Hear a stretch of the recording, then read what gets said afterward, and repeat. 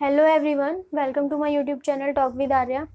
आज world wide highlight में और नेशन वाइड हाईलाइट में हम कुछ टॉपिक्स फिर से डिस्कस करेंगे। सो फर्स्ट अगर मैं हाईलाइट की बात करूं तो वो है ईरान से। ईरान में जो वहाँ के जो सबसे मेन जो न्यूक्लियर साइंटिस्ट थे उनको तेहरान के बाहर मार दिया गया है, जिसका मर्डर का इल्ज़ाम ईरान ने सीधे सीधे इसराइल पर लगाया है। ये दोनों एक दूसरे के बहुत ही ज़्यादा पक्के वाले दुश्मन हैं और एक दूसरे पे ब्लेम करते रहते हैं चीज़ों के लिए। सो ईरान के पास कोई प्रूफ नहीं है, स्टिल उसने इसराइल के ऊपर ये इल्ज़ाम लगाया है कि उसके जो साइंटिस्ट को जो मरवाया है जिसने, वो इसराइल ही है। नेक्स्ट हाईलाइट ताइवान से है।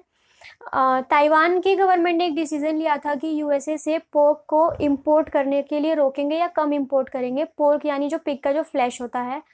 तो इस डिसीजन को रोकने के लिए वहाँ पे जो ऑपोजिशन में गवर्नमेंट थी उन्होंने वहाँ पे पार्लियामेंट के अंदर ही जो पिग के ऑर्गन्स हैं उन्हें डिस्ट्रॉय किया, क्योंकि वो एक तरीके से उनका ऑपोजिशन पार्टी अपोज कर रही थी उनके डिसीजन को कि यूएसए से पोर्क जो इंपोर्ट होता है वो कम नहीं होना चाहिए।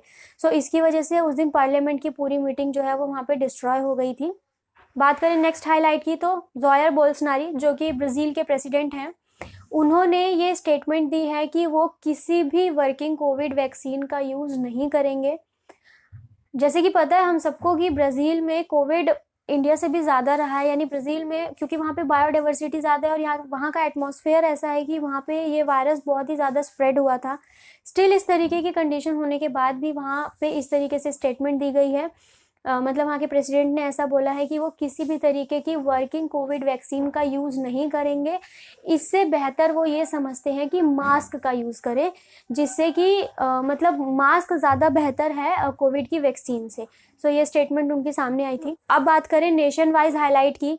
सो ब्यूरो ऑफ इंडियन स्टैंडर्ड यानी कि BIS ने ये नोटिस निकाला है कि सिर्फ BIS से ही जो अप्रूव्ड हेलमेट होंगे वो यूज़ किए जाएंगे टू व्हीलर व्हीकल्स में। यानी जैसे कि पहले किसी भी तरीके के हेलमेट को हम लोग यूज़ कर सकते थे तो चालान नहीं करता था, टू व्हीलर के केस में स्पेशली वो अब बंद हो जाएगा। अब सिर्फ BIS से अप्रूव्ड हुए हेलमेट ही टू व्हीलर के लिए जो है यूज़फुल होंगे या अप्रूव्ड होंगे। उसके अलावा में फिर आपको फिर वही चीज़ है कि चालान कटेगा या वो अप्रूव्ड नहीं होंगे एज़ पर दी गवर्नमेंट गाइडलाइंस। नेक्स्ट न्यूज़ भी इंडिया से ही, यूपी से। यूपी में योगी जी ने एक बहुत ही अच्छा रूल निकाला है। ये बहुत ही ज़्यादा धर्म के फेवर में है। धर्म के फेवर में है क्या है कि उन्होंने लव जिहाद पर फोर्सफुली जो धर्म का परिवर्तन कराया जाता है, यानी जो रिलीजन का कन्वर्जन कराया जाता है, उस पर बैन लगाई है कि आप ज़बरदस्ती किसी का धर्म बदल नहीं सकते। जिसमें सबसे ज़्यादा जो केसेस आते हैं धर्म बदलने के ऊपर वो लव जिहाद के होते हैं, जिसको पूरी तरीके से बैन कर दिया है। आप फोर्सफुली या अनड्यू इन्फ्लुएंस में ज़बरदस्ती किसी का रिलीजन चेंज नहीं कर सकते। अगर आप ऐसा करते हैं तो यूपी के अंदर ये बहुत बड़ा क्राइम होगा। मेरे हिसाब से ये चीज़ पूरे ओवरऑल इंडिया में होनी चाहिए, क्योंकि इस समय में बहुत ही ज़्यादा धर्म परिवर्तन हो रहा है। कुछ लोग अपनी विश से या किसी का ब्रेन वॉश करके कराया जा रहा है, किसी को अनड्यू इन्फ्लुएंस में कराया जा रहा है, किसी को फोर्सफुली कराया जा रहा है, तो कभी लव जिहाद से कराया जा रहा है, बट कराया जा रहा है। सो इस टाइम पे ये बहुत बड़ी नीड है कि ये चीज़ें यूपी में ही नहीं ओवरऑल इंडिया में, पूरे इंडिया में रोकी जानी चाहिए। सो नेक्स्ट अच्छी न्यूज़ ये है कि BMC का जो आया है, BMC ने जो किया था कंगना के ऑफिस पर, कंगना रनौत के, जो उसे तोड़ दिया था हाई कोर्ट के ऑर्डर के अगेंस्ट जाके, फाइनली उस पर सुप्रीम कोर्ट का फैसला आया। और सबसे अच्छी बात यह है कि वो कंगना के फेवर में आया है, क्योंकि मैं खुद भी उनके फेवर में थी।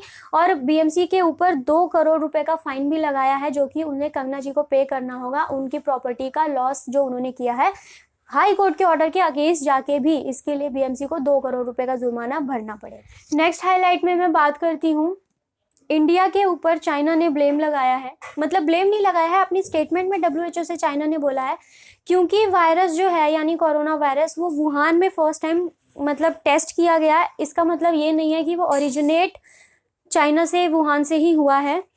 और इसके ऊपर इनडायरेक्टली उसने इंडिया को भी बोला है कि जो इंडिया से फिश इंपोर्ट हुई हैं, इंडिया से जो फिशेस इंपोर्ट हुई हैं चाइना में, वो वायरस सी फूड के यानी उस फिशेस के थ्रू चाइना में पहुंचा है और फिर वहाँ इन्फेक्शन हुआ है और वहाँ पे लोगों को, मतलब पहले जो वहाँ पे डिटेक्ट किया गया है, इसका मतलब चाइना के हिसाब से ये नहीं है कि उसका ओरिजिन वहाँ है। इंडिया से सी फूड गया है वहाँ पे और वहाँ पे लोगों ने फिर उसे कंज्यूम किया है, देन लोग उससे इन्फेक्टेड हुए हैं। ये एक बहुत ही अजीब सा रीज़न देते हुए फिर से चाइना खुद को जस्टिफाई कर रहा है। अलग अलग कंट्री पे ब्लेम, पहले चाइना में नहीं था, वो पहले यूएसए से ओरिजिनेट हुआ है, अब इंडिया से ओरिजिनेट हुआ है, अभी पता नहीं और कितनी कंट्रीज के नाम चाइना लेगा कि ये वायरस वहाँ का नहीं है।